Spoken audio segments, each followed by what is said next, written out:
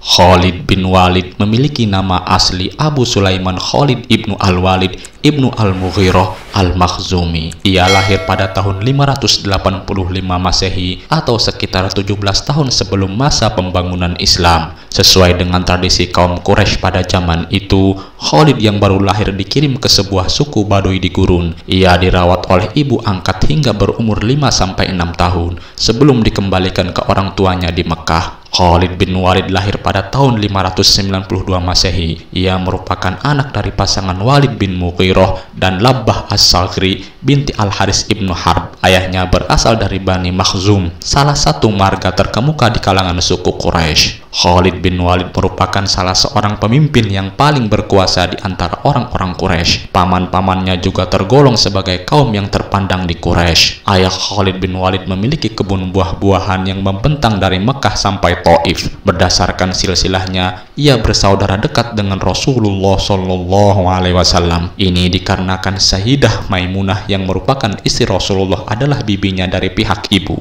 Khalid bin Walid termasuk kerabat Rasulullah karena bibinya yang bernama Maimunah merupakan istri dari Nabi Muhammad. Selain itu, Khalid juga merupakan sepupu dari Umar bin Khattab. Bahkan keduanya memiliki kemiripan wajah dan postur tubuh. Sahabat Nabi Muhammad yang satu ini merupakan seorang pejuang sekaligus panglima perang Islam yang tersohor pada masanya. Saking hebatnya, Khalid bin Walid tidak pernah kalah dalam setiap peperangan yang ia pimpin. Oleh sebab itu, Khalid menyandang gelar Saifullah Al-Maslul yang berarti pedang Allah yang terhunus. Penakluk Persia dan Romawi ini memiliki banyak keistimewaan yang tidak dimiliki oleh panglima lainnya. Salah satu keistimewaannya yaitu berhasil menyatukan Arabia untuk pertama kalinya dalam sejarah. Bahkan ia berhasil membentuk entitas politik yang bersatu dan disebut sebagai kekhalifahan. Selain itu, Khalid bin Walid juga menjadi satu-satunya panglima tertinggi pada masa Nabi Muhammad SAW dan para penerusnya. Ide-idenya yang cemerlang, taktik penyerangan yang jitu, hingga keperkasaannya yang tiada tara membuatnya menjadi sosok yang sangat hebat. Khalid bin Walid juga menjadi juru tulis Rasulullah. Gelarnya sendiri adalah Abu Sulaiman. Kehebatan dan keberanian Khalid di medan perang terlihat ketika ia memimpin pasukan Quraisy pada perang Uhud. Saat itu ia menjabat sebagai panglima pasukan berkuda kaum Quraisy dan berhasil mengalahkan kaum muslimin. Taktik yang Khalid gunakan adalah memanfaatkan kelemahan musuh. Ketika kaum muslimin berlomba-lomba mengambil harta rampasan perang karena menganggap musuh kalah, dari arah belakang pasukan Khalid menyerang balik kaum muslimin secara mendadak.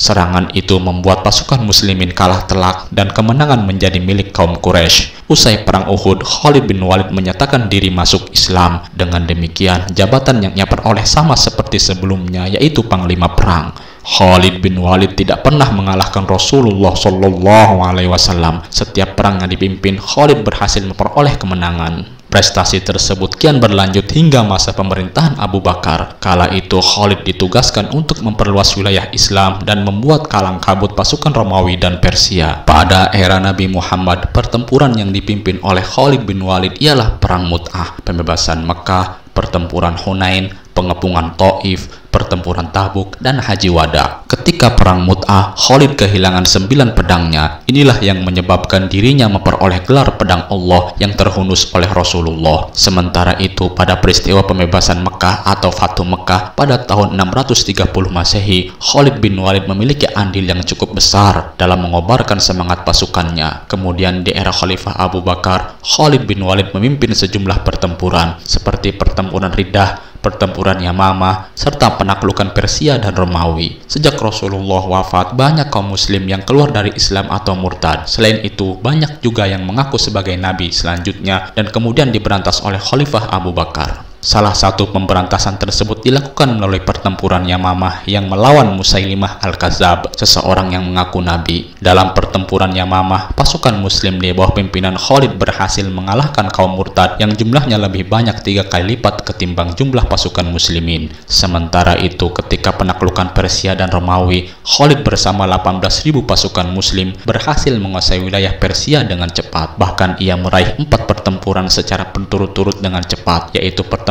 Cains, pertempuran Sungai, pertempuran Walaja, dan pertempuran Ulais. Sepak terjang Khalid bin Walid sebagai panglima perang Islam tidak diragukan lagi. Kisahnya ini menyimpan banyak pelajaran penting yang bisa diteladani oleh umat muslim. Salah satunya tidak takabur. Meski kehebatannya tidak diragukan lagi, Khalid tidak pernah membanggakan diri dan bersikap sombong. Dirinya tetap rendah hati dan tawadu. Selain itu, teladan lainnya yang dapat diperoleh dari kisah Khalid bin Walid ialah ikhlas dalam berjuang. Meski sempat dipecat sebagai panglima oleh Khalifah Umar, Khalid tidak kecewa dan memberontak. Menurutnya, semua posisi jabatan adalah sama. Yang membedakan hanya keikhlasan dalam memperjuangkan kebenaran. Dengan demikian, ia menerima keputusan Khalifah Umar dengan lapang. Pada tahun 638 Masehi, Khalid diberhentikan dari karir militernya oleh Khalifah Umar bin Khattab. Khalid bin Walid meninggal di Homs, Suriah pada tahun 21 Hijriah atau tahun 642 Masehi di usia 50 tahun di tempat tidurnya. Sosoknya kemudian dikenal sebagai pahlawan Islam yang berperang memimpin pasukan umat muslim menyatukan Jazirah Arab. Selama pertempurannya yang mencapai ratusan, Khalid dipastikan tidak terkalahkan. Khalid bin Walid sebagai ahli militer pasukan Islam terlibat dalam beberapa peperangan,